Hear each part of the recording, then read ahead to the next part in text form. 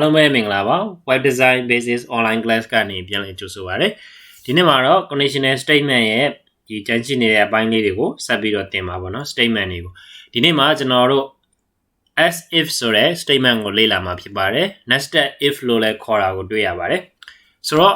သူကနေပြီးတော့ကျွန်တော်တို့ကဒီမှာ if ဆိုပြီးတော့ရှိမယ်ပြီးတဲ့အခါတော့ကျွန်တော်တို့ဒီမှာ condition တစ်ခုရှိမယ်ပေါ့เนาะcondition 1ရှိမယ်ရေးပုံရေးနည်းอ่ะ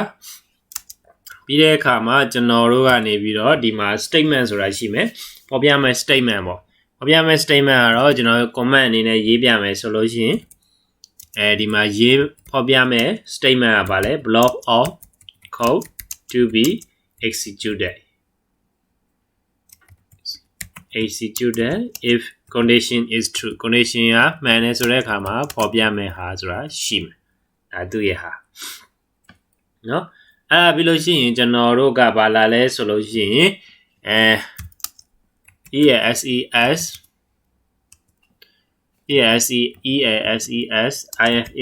if ဆိုတာလာတယ်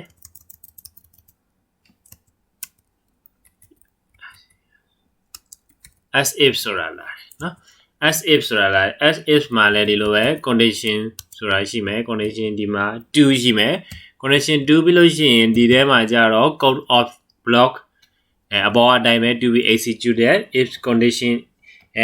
block of code to be executed if the condition 1 is false and condition 2 is true ဒီ above condition 1ကမှန်ပြီးတော့ condition 2ကမှန်တဲ့အခါ condition 1ကမှားပြီးတော့ condition 2ကမှန်တဲ့အခါမှာပေါ်ပြမယ် code နော် block or code to be executed if the condition 1 is false and condition 2 is true ဒီလိုရှိမှာပေါ့နော်ဒီလိုရှိမယ်အဲဒီလိုအခြေအနေမှာကျွန်တော်တို့ကအပေါ်နှစ်ခုစလုံးမဟုတ်တော့ဘူးဆိုတဲ့အခါမှာဘာလာလဲဆိုတဲ့အခါကြလို့ရှိရင်ကျွန်တော်တို့ကဒီမှာ comment အနေနဲ့ရေးမယ်ဆိုရင်အပေါ်သုံးခုစလုံးမဟုတ်ရင်ဖော်ပြမယ် code ပေါ့ block or code to be executed if the condition is false condition 1 is false and condition 2 is false 1 or 2 or မှားတဲ့အခါမှာဖော်ပြမယ် code block or code to be executed if condition 1 and 2 are false condition 1 and 2နဲ့မှားတဲ့အခါမှာဖော်ပြမယ်ဒါဆိုလို့ရှိရင်ကျွန်တော်တို့လက်တွေ့လေးရေးကြည့်ကြမယ်လက်တွေ့လေးရေးကြည့်ကြမယ်ဆိုတော့ကျွန်တော်တို့ဒီမှာဖြတ်လိုက်တော့မယ်နော်ဖြတ်လိုက်တော့မယ်အဲ့ဒီမှာကျွန်တော်တို့ကနေပြီးတော့ဒီမှာလို့ရှိမလဲဆိုတဲ့ခါကျတော့ဒီဘက်မှာဒီ JavaScript ထဲမှာတခါလေးရေး variable course equals equal to 1 semicolon ဆိုပြီးတော့ if ဆိုတဲ့ statement ကိုသုံးမယ် true မှာကြတော့ course equal to 1 course က 1 ဖြစ်တယ်ဆိုလို့ရှိရင်ကျွန်တော်တို့ကနေပြီးတော့ document.document.wind write document.write ဆိုပြီးတော့ခေါ်သုံးလိုက်မယ်အလက်ကိုသုံးလိုက်ရတယ်เนาะမနေ့ကသင်ခဲ့ပြီးသားဖြစ်တဲ့ area ဒီအလက်ကိုသုံးလိုက်ရတယ် document.write နဲ့သုံးလိုက်ရတယ်အလက်เนาะအဲ့ဒီမှာမှကျွန်တော်တို့က h1 တက်ကလေးနဲ့သုံးလိုက်မယ်html tutorial ရဲ့ tutorial html tutorial เนาะh1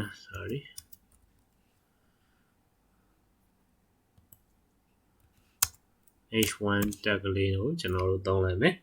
ဆိုတော့ကျွန်တော်တို့ရပြီအဲ့ဒီမှာမှကျွန်တော်တို့ကနေပြီးတော့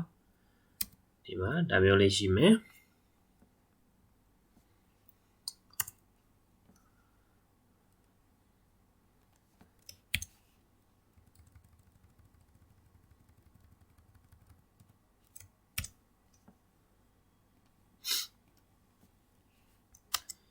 ဒီလို condition နဲ့ရှိလိမ့်မယ်အဲ့ဒီမှာမှကျွန်တော်တို့ကနေပြီးတော့ as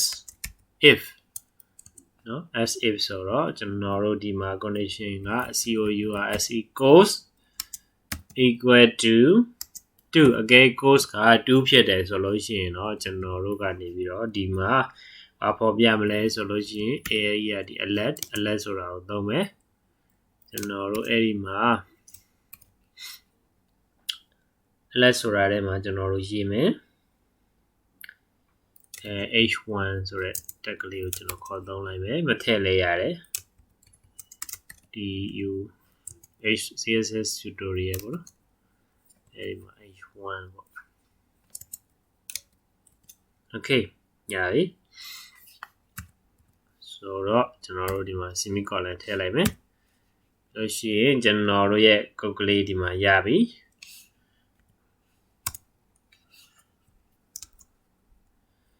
ဆိုတော့အဲ့ဒီမှာ condition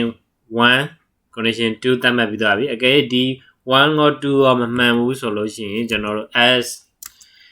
မဟုတ်ခဲ့ဘူးဆိုလို့ရှိရင်တော့ဒီမှာကြတော့ကျွန်တော်တို့ကနေပြီးတော့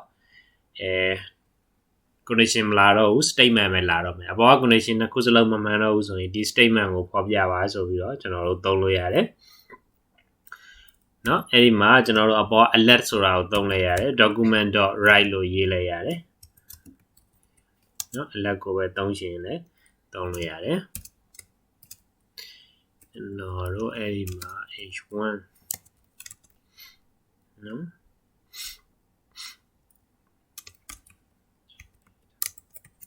JavaScript JavaScript tutorial ဆိုပြီးတော့သုံးလိုက်မယ် okay ရပြီเนาะဒါကျွန်တော်တို့ရဲ့ code ကလေးပေါ့နော်ဆိုတော့ကျွန်တော်တို့ဒီမှာ right click ခောက်ပြီးတော့ open in browser နဲ့ဝင်ကြည့်မယ်အဲဆိုတဲ့အခါကျတော့သူက HTML tutorial လို့ဖော်ပြတယ်เนาะ h1 HTML tutorial ဆိုပြီးတော့ကျွန်တော်တို့ကိုဖော်ပြတယ်เนาะHTML tutorial ဆိုပြီးတော့ကျွန်တော်တို့ကိုဖော်ပြတာကိုတွေ့ရတယ်။အကယ်ဒီကောင်က2ဖြစ်တယ်ဆိုလို့ရှိရင် CSS လို့ဖော်ပြနေမှာပေါ့။